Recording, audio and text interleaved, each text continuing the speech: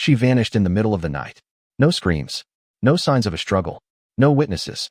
Just a woman who went to bed in her own home and never woke up in it again. And the more you dig into what actually happened, the more you realize the official story and the real story may not be the same thing at all. Welcome back to Cold Case History. I am going to walk you through every detail of this case, the footage, the forensics, the suspect behavior, the DNA, and the digital evidence trail. And I am going to do it the way we always do it here, with the facts, with the victims at the center, and with a commitment to asking the hard questions that this investigation demands. If you are new here, subscribe now and hit the notification bell. We cover every update on cases like this one the moment they break. And trust me, this one is not finished breaking yet. Let's begin at the beginning. The disappearance of Nancy Guthrie has consumed the internet in a way few cases ever do. You cannot type her name without being swallowed by a flood of headlines, FBI statements, doorbell camera breakdowns, ransom demands, Bitcoin trails, and DNA that has not matched a single person in any database. Everybody has a theory. Everybody thinks they have cracked it. I have spent 3 weeks doing something different.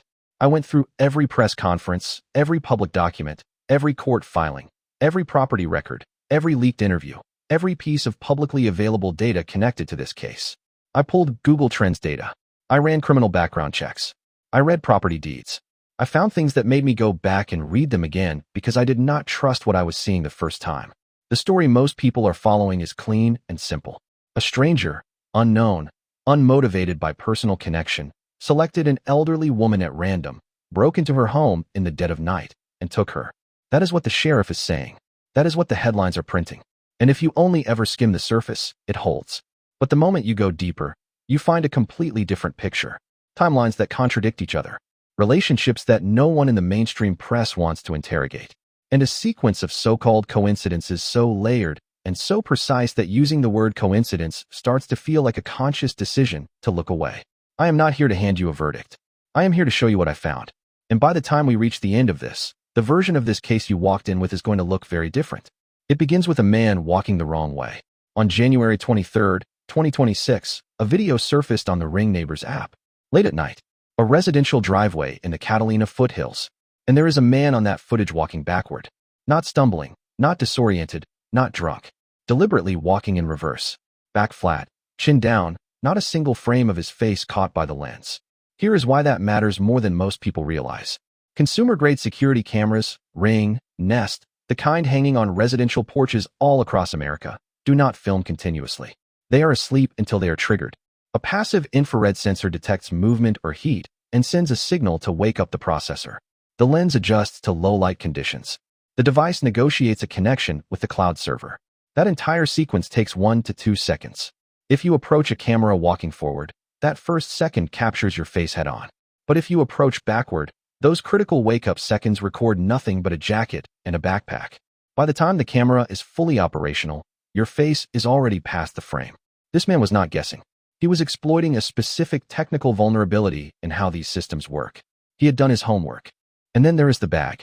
The backpack visible in the January 23 footage, an Ozark Trail 25-liter hiking pack with distinctive reflective safety strips, is visually identical to the one seen outside Nancy Guthrie's home 9 days later. Same bag, different house, 6.5 miles away. In forensic geography, there is a term for this. A buffer zone, far enough from the intended target that if something goes wrong, there is no immediate connection, but close enough to simulate the exact conditions. Both locations are in the Catalina foothills. Both are isolated desert properties with long approach driveways. Both sit under Tucson's dark sky ordinances, which restrict artificial lighting and create deep corridors of unbroken darkness. He was not picking a random house.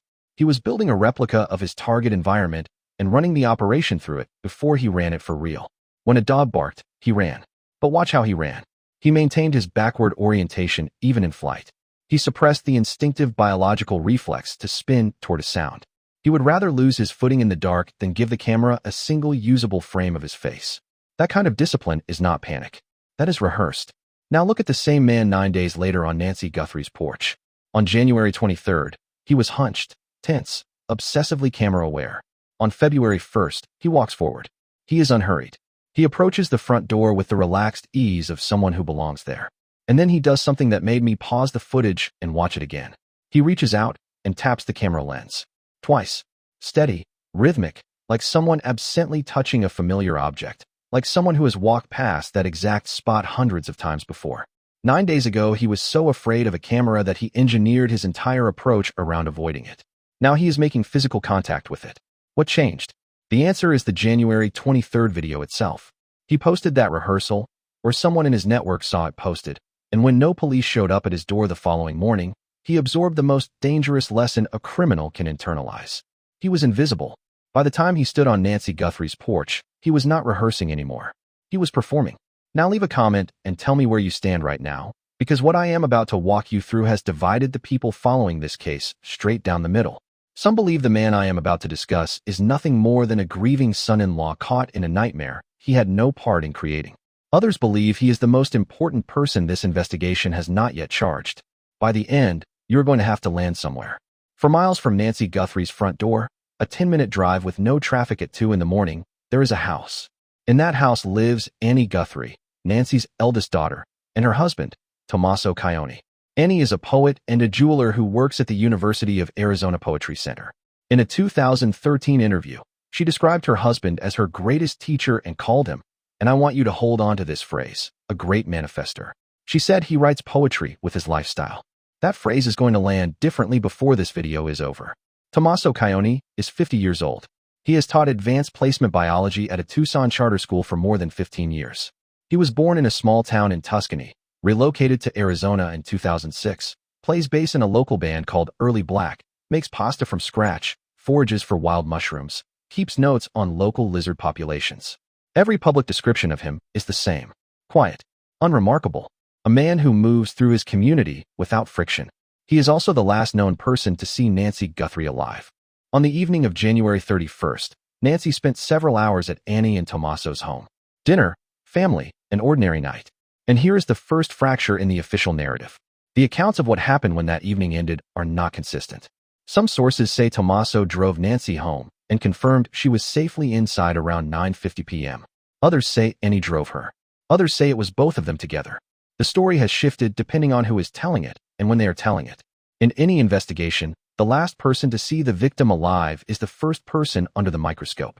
The fact that we still cannot get a consistent account of who that person was is not a minor discrepancy. It is a foundational one. At 1:47 a.m., the Nest camera system at Nancy Guthrie's home was manually disconnected. If the 9:50 p.m. drop-off is accurate, that is a window of almost 4 hours. 4 hours is not a gap. 4 hours is a plan. It is enough time to drive home, wait for the neighborhood to go quiet, change clothes, drive back, approach on foot, disable a camera system, execute an abduction, and be back in your own bed before dawn. No confirmed alibi for Tommaso during those 4 hours has ever been made public. No confirmed alibi for Annie either. They share a home. Whatever alibi one provides, the other supplies. Sit with that. Now let us talk about the footage on Nancy Guthrie's porch, because this is where the body language breaks the case open. The intruder does not move like a stranger. Body language experts and former federal agents who have reviewed the footage independently all point to the same thing. He does not search for the camera when he arrives. He walks directly to it. He does not hesitate at the door or scan the entry for obstacles. He navigates the porch with the automatic confidence of someone whose feet already know where to go in the dark.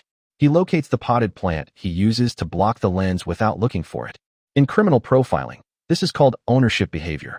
It is the body communicating a subconscious sense of belonging in a space. He does not move like a trespasser. He moves like a resident.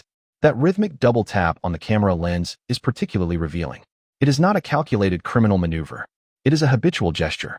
The kind of thing you do to an object that has become invisible through familiarity. You tap it because you have tapped it 1,000 times before.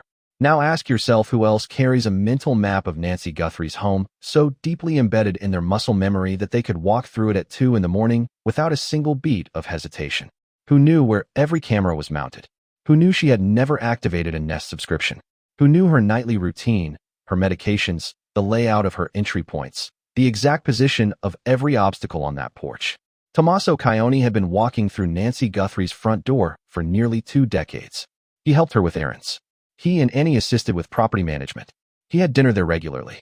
If there is a person alive whose subconscious body memory would produce exactly that pattern of movement on that porch, it is the man who was standing on it 4 hours earlier. But this is where the case turns into something I cannot stop thinking about. Because if Tommaso Cioni is one of the most suspicious figures in this investigation, he is also one of the most contradictory. Look at the gear.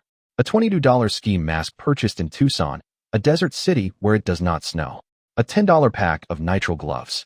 A $20 Ozark Trail backpack from Walmart with reflective safety strips that light up like a billboard under infrared.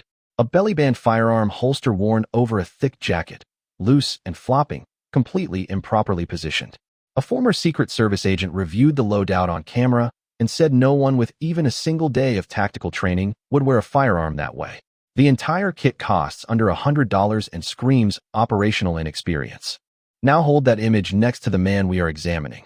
Tommaso Cioni is not uneducated. He teaches advanced placement biology. That requires rigorous critical thinking, an understanding of systems, cause and effect, the discipline to build and execute complex procedures. His supporters make this argument loudly. Tommaso is too intelligent to be this sloppy. But I want you to invert that argument entirely. If you are a methodical, analytical science teacher and you are planning a crime you need to survive without being caught, what is the single most valuable thing you need? You need investigators looking for someone who is not you. So what do? You build a character. You perform a role. You buy the cheapest, most incorrect gear you can find at a big box retailer. You wear the holster wrong. You want the FBI behavioral analysts to sit in a conference room and collectively decide they are looking for an addict or a transient. And while they are chasing that profile, nobody is looking at the respected AP biology teacher with the master's degree. This is called calculated incompetence. And if that is what happened, we have to confront something genuinely alarming. It is working. It is working right now because we are sitting here debating whether the sloppiness is real. The clumsiness may not be a mistake. It may be the most sophisticated element of the entire operation. And there is one specific detail in that gear that nobody has connected loudly enough. The nitrile gloves. Not leather. Not latex. Nitrile.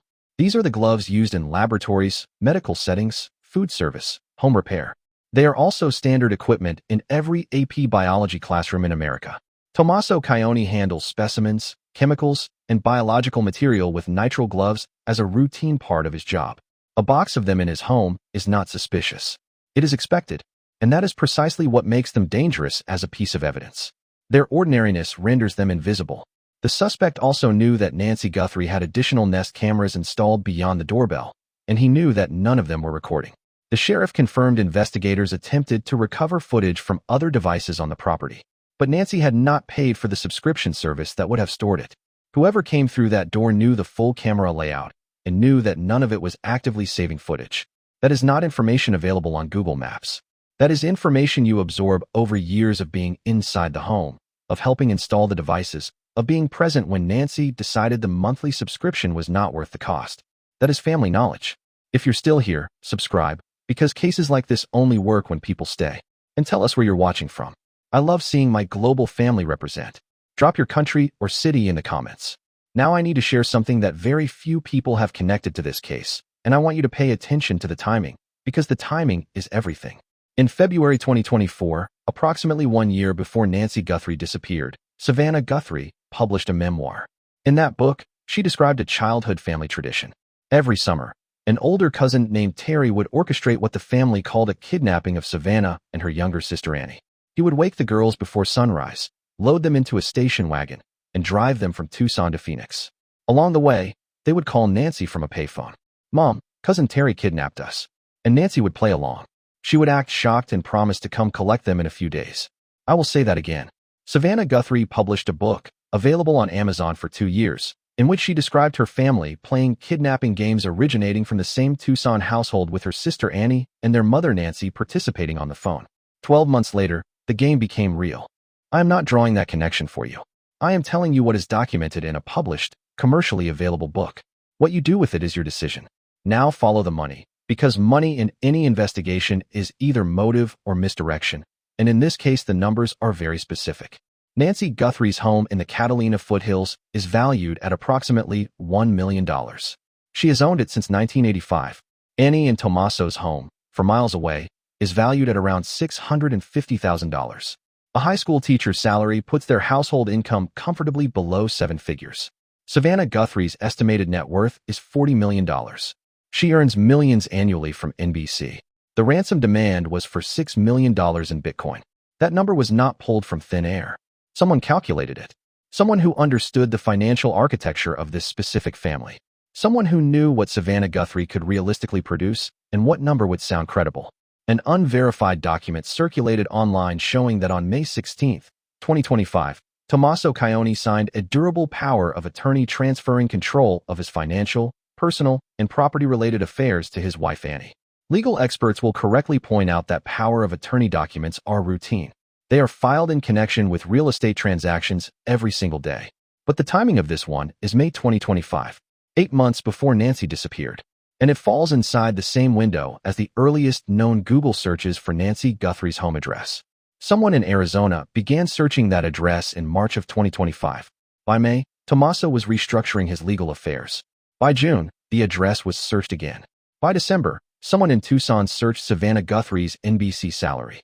I cannot tell you definitively that the power of attorney is connected to any of this. What I can tell you is that in the spring and summer of 2025, while someone in Arizona was researching Nancy Guthrie's home, Tommaso Cioni was quietly reorganizing who controlled his assets. And if you were planning an operation that might result in your arrest or your need to disappear, the prudent thing to do would be to make sure someone you trust was holding everything. Annie is the one who ends up holding everything. Which brings us to Annie. And I want to be precise here because Annie Guthrie is not someone the mainstream media has focused on, but the investigation has. Her vehicle was towed and impounded as part of this investigation. Ashley Banfield reported this on her podcast, citing a law enforcement source she described as highly connected and well-regarded. The sheriff later characterized processing the car as standard procedure. But think about what impounding actually signals. You do not seize a family member's vehicle in a stranger abduction case. You impound a car when you have reason to believe it was used in the commission of a crime or when it may contain forensic evidence relevant to that crime. What did they find inside it? What were they looking for? The public has not been told. Investigators searched Annie and Tommaso's home on multiple occasions. They photographed rooms. They removed security cameras from the property. And then there is the detail that stopped me. They examined the septic tank. CNN affiliate KNXV filmed investigators probing the tank with a long pole, peering inside with flashlights. You do not search a septic tank unless you believe something was disposed of there. Something physical. Something that someone needed to destroy. Both Annie and Tommaso went publicly silent after the first week. Reporter Brian Anton, who has been on the ground in Tucson since this began, noted that Tommaso had not been seen in nearly a week. The last footage of him was outside their house with Annie, the two of them together in a car. Then nothing. Both of them. At the same time. And remember the inconsistency about who drove Nancy home that night. Some accounts say Tommaso. Some say Annie. Some say both. In an investigation where the identity of the last person to see the victim alive is everything, that inconsistency is either genuine confusion or deliberate coordination. Experienced investigators know the difference between those two things. Now we need to discuss Tommaso Cioni's social circle, because this is where the online community started making a connection that law enforcement has not publicly dismissed.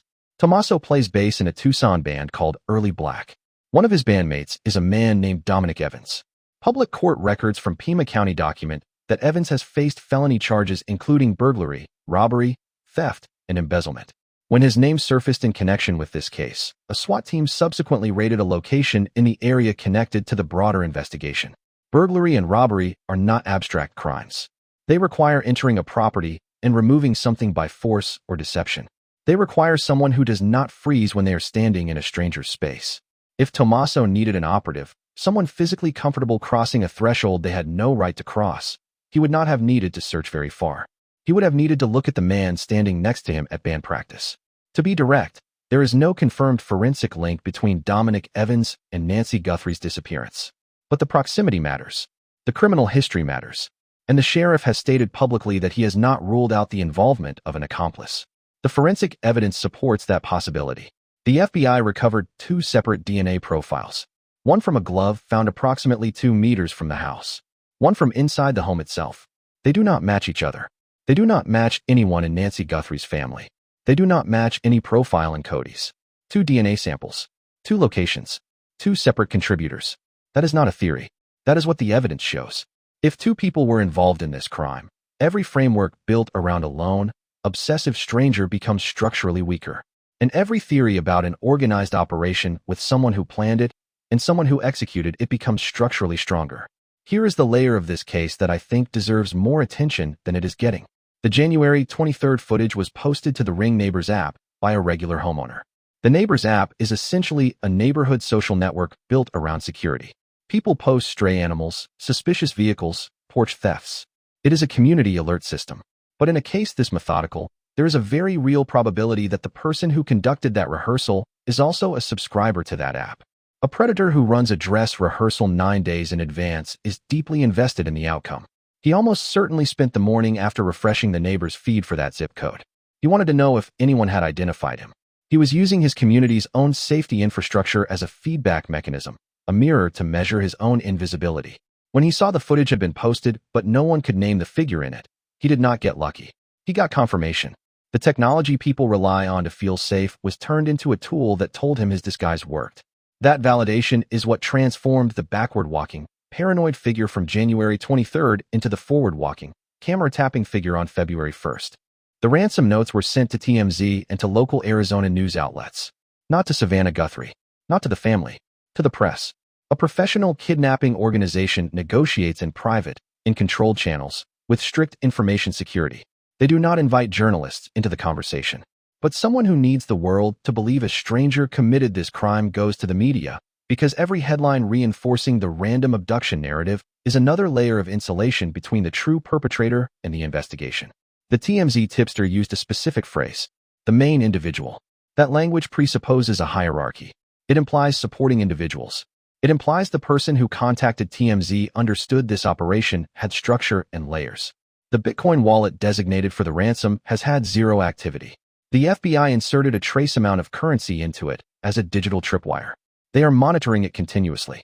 The moment anyone attempts to access that wallet, their device broadcasts a signal, IP address, location data, device fingerprint. Nobody has touched it. A sophisticated criminal organization would have moved that money immediately through a series of anonymizing transactions. But this suspect has gone completely still. Either they understand the wallet is compromised, or they are too afraid to make a move. This is the behavioral profile of someone who understands how Bitcoin works in theory, who is educated enough to set up the infrastructure, but who lacks the criminal experience to safely execute it. A science teacher. Someone who masters the theoretical framework but collides with reality when the plan meets contact. And there is one more thing worth noting about the broader context. Since Savannah Guthrie stepped back from the Today Show, the program has surged to number 1 in its time slot. It has outperformed Good Morning America by a significant margin, particularly in the advertiser-valued demographic of viewers between 25 and 50. Savannah's family tragedy is producing NBC's strongest ratings period. I am not suggesting the network has any involvement in this case. I am pointing out that whenever we ask who benefits from a story remaining in the news, the answer is rarely comfortable. Sources told NewsNation that Savannah is weighing a permanent departure from the show. She reportedly believes her mother was targeted because of her public profile and does not want to continue placing her family in that position. There were already industry rumors she was considering stepping away by the end of 2026. The kidnapping may have compressed that timeline significantly. But here is what makes that detail relevant to the larger theory. If Savannah leaves NBC, her income changes. Her visibility changes. The financial architecture of this family changes. And whoever constructed this plan did so with a detailed understanding of that architecture. They knew what she earned. They searched her salary from a computer in Tucson. Now let us be fair, because fairness is the standard we hold ourselves to on this channel. There are facts that push against the theory surrounding Tommaso Cioni and Nancy Guthrie. The suspect's height, for one. An investigative journalist who analyzed public photographs of Tommaso concluded he is measurably taller than the FBI's stated range of 5'9" to 5'10" for the man on the porch. If that assessment is accurate, Tommaso Cioni is not the physical individual who stood at Nancy Guthrie's door. But that does not eliminate him from involvement. If two people participated, the person who designed the operation and the person who carried it out do not have to be the same body. There is also the formal clearance. On February 16th, Sheriff Nanos publicly cleared the entire Guthrie family. He stated they cooperated immediately and completely. Phones, computers, vehicles, homes, all made available. He told the press to stop speculating and said the family were victims, full stop. But here is what most people do not understand about how major investigations handle public clearances. Cleared does not mean exonerated. Cleared means the evidence available at this moment does not support charges. In high-stakes investigations, publicly clearing family members is a tactical decision. It relieves media pressure. It allows investigators to work without the spotlight. And critically, it can cause a guilty party to relax. When a sheriff looks into a camera and says you are not a suspect, the natural human response is to exhale, to become less careful, to make a call you were previously afraid to make, to check a Bitcoin wallet you had been terrified to touch. A public clearance is not always a conclusion. Sometimes it is a strategy. The DNA found inside Nancy Guthrie's home does not match any family member. That matters. If Tommaso was physically present during the abduction, he left no recoverable genetic trace. Either he was extraordinarily disciplined about contamination, which is entirely consistent with someone who teaches AP biology and understands how forensic evidence is collected and processed, or he was not physically inside the home at all, which supports the theory that his role was architect rather than operative, or the DNA belongs to a stranger, which means the real answer is still inside a laboratory waiting to be read, and the stranger theory deserves its fair hearing. The possibility that an obsessive individual with a fixation on Savannah Guthrie targeted Nancy as a surrogate, a softer, more accessible target as a path toward the object of their obsession. This framework can account for the ownership behavior differently. Not physical familiarity with the house, but delusional entitlement. The belief that he already belongs there. It can explain the ransom notes sent to the media as performance, as a cry for attention from someone who never cared about the money. It can explain the Bitcoin silence as someone whose goal was never financial. But the stranger theory cannot explain the dress rehearsal. A delusional individual driven by emotional fixation does not conduct a methodical operational test at a forensically selected buffer zone 9 days in advance. That is systematic planning. It cannot explain the specific knowledge of Nancy Guthrie's camera layout and subscription status. A stranger does not know she never paid for cloud storage. And it cannot explain why federal investigators have visited Annie and Tommaso's home at least 5 times, searched the septic tank, impounded a vehicle, removed security equipment from the property, and carried biological material out of the house in a paper bag. Megyn Kelly addressed this directly on her show. She said the reason investigators keep returning to Annie and Tommaso's home is because they are trying to determine whether they had any involvement. She said she does not understand why agents would repeatedly canvass neighbors, asking specifically and persistently about that couple, unless they were building something. So where does this leave us? On one side of this equation, a couple living 4 miles from the victim, the last known people to see her alive, a 4-hour window with no public alibi, ownership behavior on a porch that person frequented for nearly 20 years, a deliberately incompetent gear selection, nitrile gloves standard in a biology teacher's classroom, a power of attorney signed 8 months before the crime, a bandmate with felony burglary convictions, an impounded vehicle, a searched septic tank, a financial motivation embedded in a $6 million ransom demand, a published book describing kidnapping games originating from that same home 1 year before a real kidnapping, and a paper bag of biological evidence carried out by federal agents. On the other side, an official clearance, DNA that does not match the family, a height discrepancy, and the possibility that a complete stranger spent months researching this home, acquired just enough operational knowledge to get inside, and executed a plan that has since fallen completely apart. Right now, as you watch this, that paper bag is almost certainly inside a forensic laboratory. Technicians are cross-referencing its contents against the DNA from the glove found near the roadside and the DNA recovered from inside the home. Investigative genealogists are constructing family trees from partial chromosomal matches, working branch by branch until the branches narrow to a name. If that name connects to the people who had dinner with Nancy Guthrie 4 hours before she disappeared, then nothing we walked through tonight was coincidental. It was a pattern. The Walmart gear, the wrong holster, the reflective backpack, the amateur disguise, all of it was deliberate theater designed to redirect every investigative eye away from the people who already had a key. But if that name belongs to someone no one in this case has ever met, then Tommaso Cioni is precisely what he appears to be. A quiet man from Tuscany whose life was dismantled by suspicion because he had the misfortune of being the last person to say goodnight. And Annie Guthrie is a poet whose car was seized and whose septic tank was searched because the internet convicted her before the evidence did. The DNA does not operate on theories. It does not weigh coincidences or measure body language or factor in published memoirs or power of attorney documents. It delivers a result that no amount of performance can alter, and that result is closer than most people realize. But here is the element of this investigation that should genuinely unsettle whoever is responsible. The January 23rd dress rehearsal video did not just give investigators a second crime to analyze. It gave them a second date. Before that video surfaced, every suspect only had to account for one night. February 1st. One window. One alibi. If your phone was home, if your car was in the driveway, if your spouse vouched for you, you had cover. But now the FBI is not just asking where were you the night Nancy Guthrie disappeared. They are asking where were you on January 23rd at 2 in the morning. And that question is the one that cannot be managed. Because January 23rd was a rehearsal. The suspect did not know that night would ever matter. He felt safe. He likely had his personal phone in his pocket. He probably drove his own registered vehicle. He had no reason to construct a digital ghost because he did not believe anyone would ever look at that date. He was invisible. He was certain of it. The FBI is conducting cell tower data pulls for every device that connected to towers serving the area 6.5 miles from Nancy Guthrie's home between 1 and 3 in the morning on January 23rd. They are overlaying that list against devices detected near her home on February 1st. They are looking for the single number that appears on both lists. 1 phone, 2 nights, 9 days apart.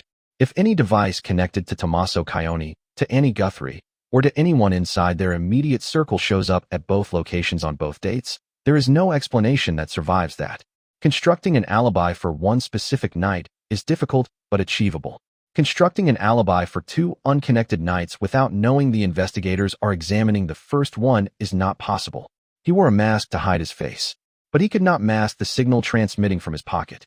And that signal may be the most consequential witness this case has produced. Now it is your turn.